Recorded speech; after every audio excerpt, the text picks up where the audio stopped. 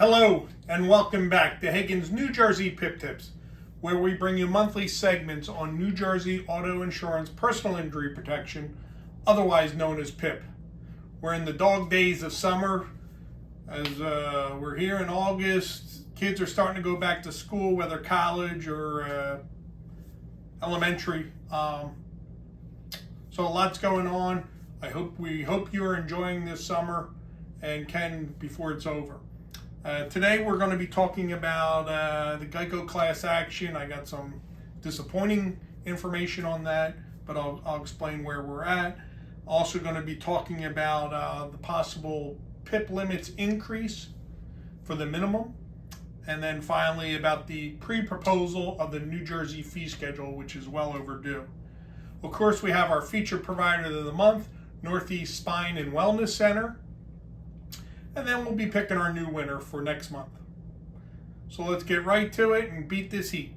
So for the last 2 years, we've been talking about the GEICO Class Action suit that my office and 2 other law firms filed against GEICO, dealing with the covered selection form, the application for insurance, and how they're forcing people or tricking people into electing a $15,000 PIP limits instead of the standard $250,000. We believe we were good on our facts and the law.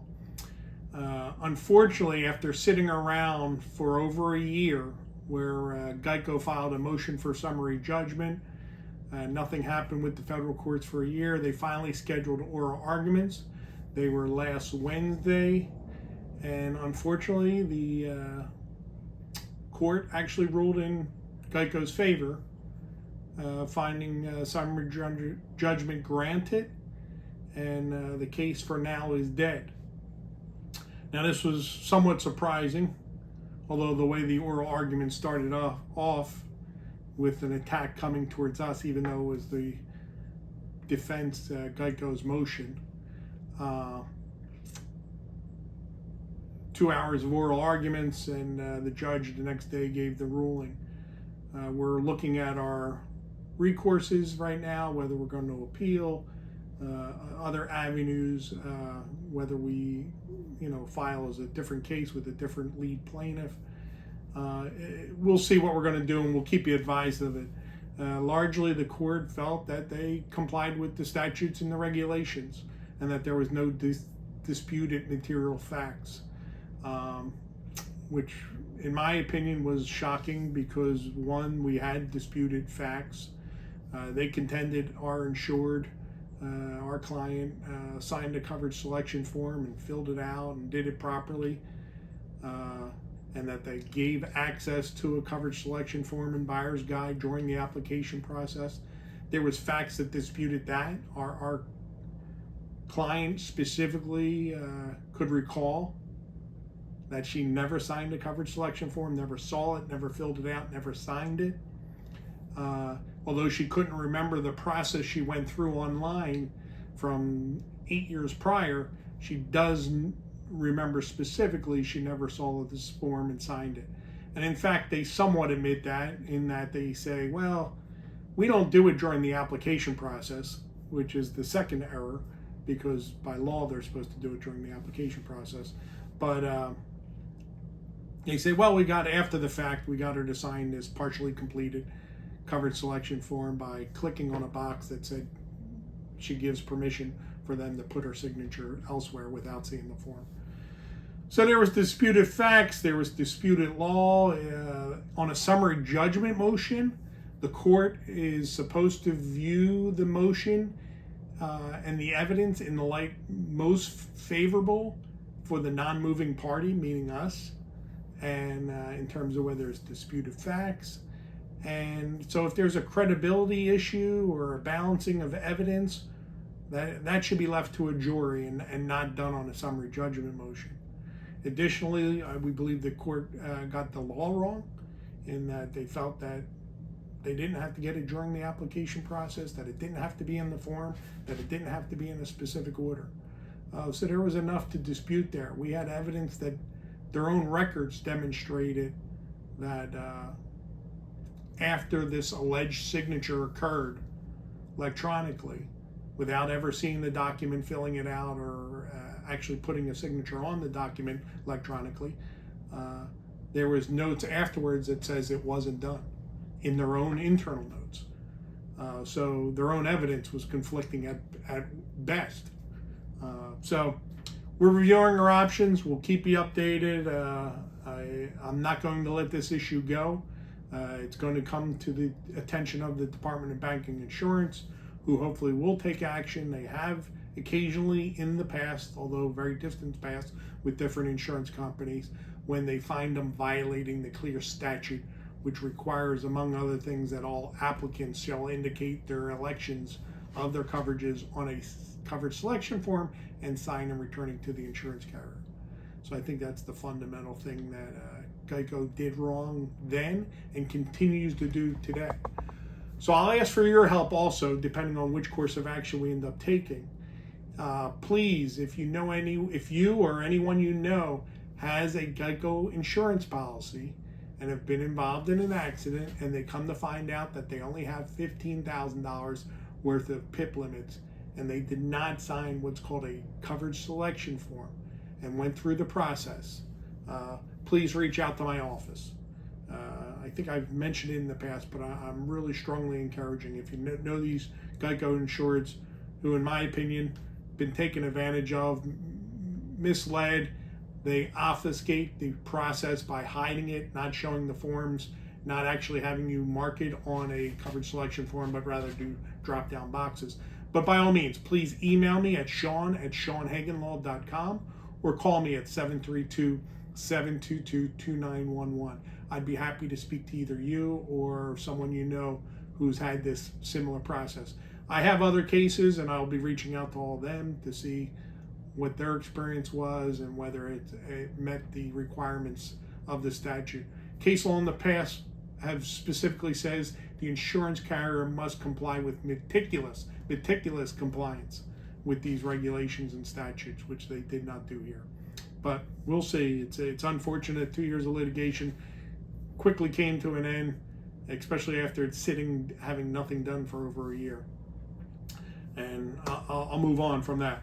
Next, I would also point out that there's talks of, in this lame duck session, that they may finally get to addressing the minimum PIP limits. So the standard is $250,000. However, back in 1998, they amended the statute to allow an election of lower limits all the way down to $15,000.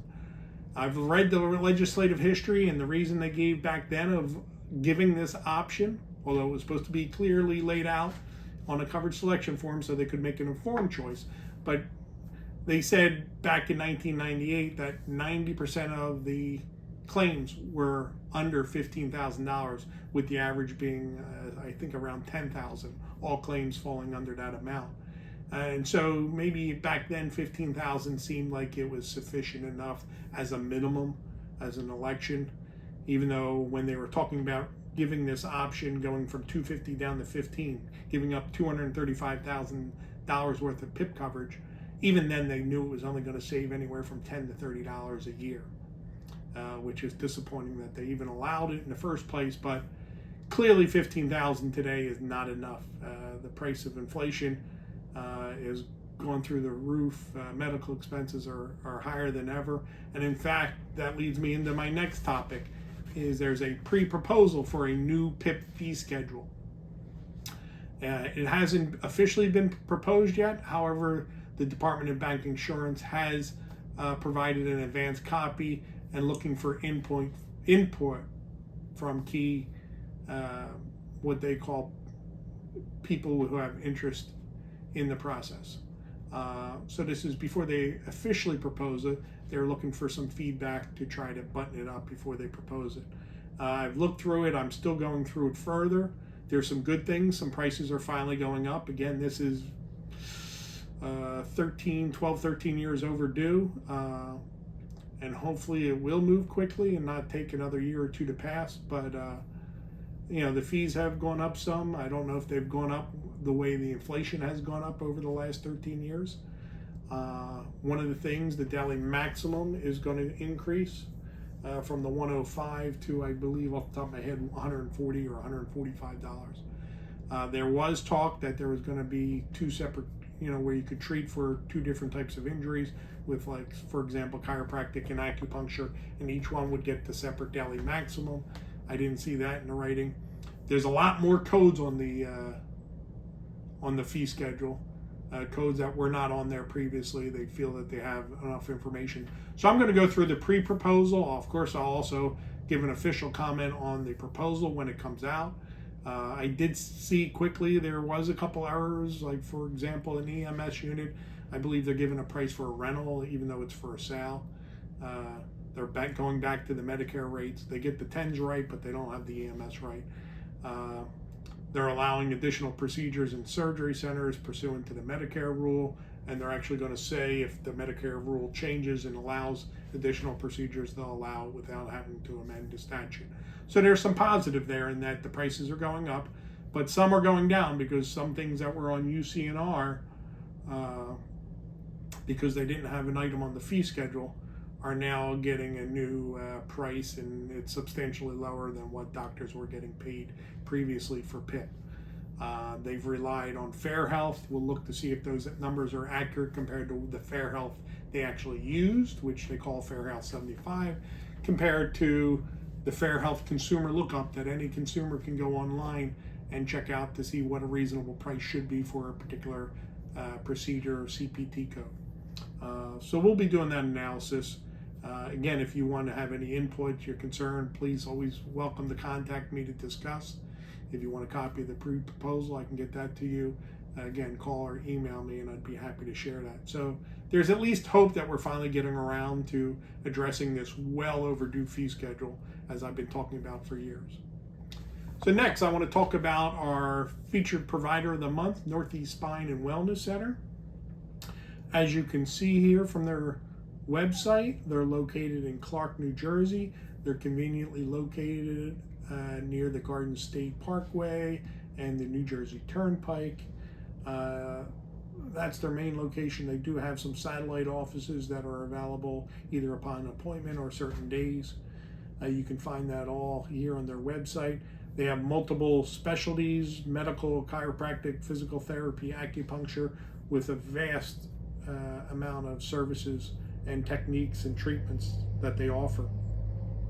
They do in fact handle New Jersey PIP, and so they're familiar with the process from soup to nuts, start to finish.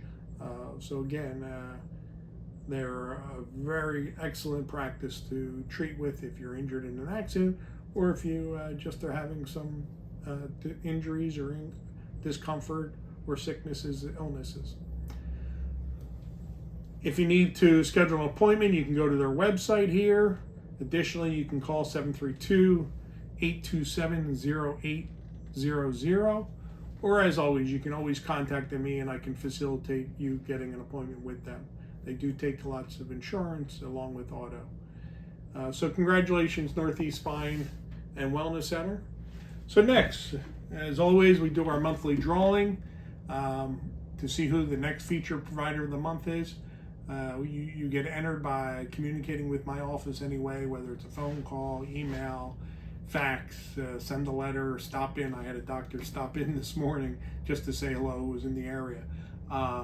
So you can do that, and any communications or filing your demands for arbitration, you get entered into the contest. If you don't win this month, there's always next month, so please keep them coming. We have quite a few here. And the winner today is Synergy Pharmacy. Congratulations, Synergy Pharmacy. I'll be reaching out to you to be featured in next month's video. Well, I hope you enjoyed this month's segment. We appreciate your support. By all means, please contact us if you can help with any of the situations, whether it's the class action, the fee schedule, or the PIP limits. As always, it's our pleasure to bring you this video. We're very appreciative of any New Jersey PIP and personal injury referrals, and we look forward to seeing you in the near future. Thank you, and God bless.